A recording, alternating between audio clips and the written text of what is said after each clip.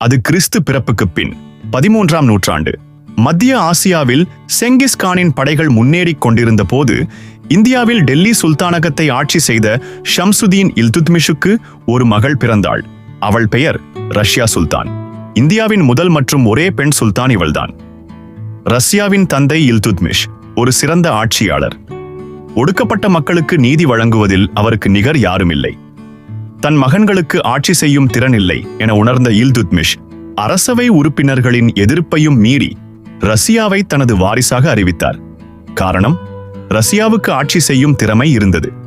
ஆனால் இல்துத்மிஷ் இறந்த பிறகு அரசவை உறுப்பினர்கள் ஒரு பெண் ஆட்சியின் கீழ் இருக்க விரும்பவில்லை. அவர்கள் ரஷ்யாவின் ஒன்றுவிட்ட சகோதரர் ஃப்ரோஸை அரியணையில் அமர்த்தினர். ஃப்ரோஸ் குடிபோதைக்கும் கேளிக்கைகளுக்கும் அடிமையானவர். ஆட்சி பொறுப்பை தன் தாயிடம் ஒப்படைத்தார்.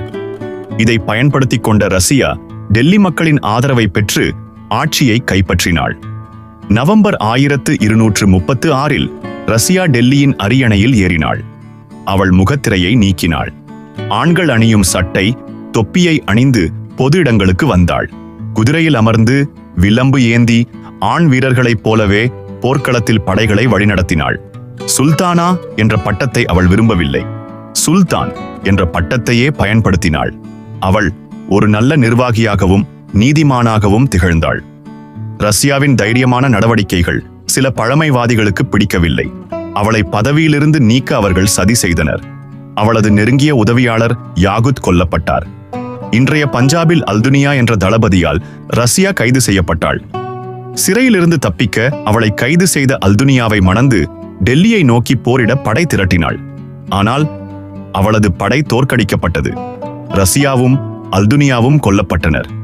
ரஷ்யா சுல்தான் வெறும் 3 ஆண்டுகள் மட்டுமே ஆட்சி செய்தாள். ஆனால் அவளது ஆட்சி இந்திய வரலாற்றில் ஒரு பெண் தலைமை எப்படி அதிகாரத்தையும் சமூக பழக்கங்களையும் எதிர்த்து நின்றது என்பதை நமக்கு உணர்த்துகிறது.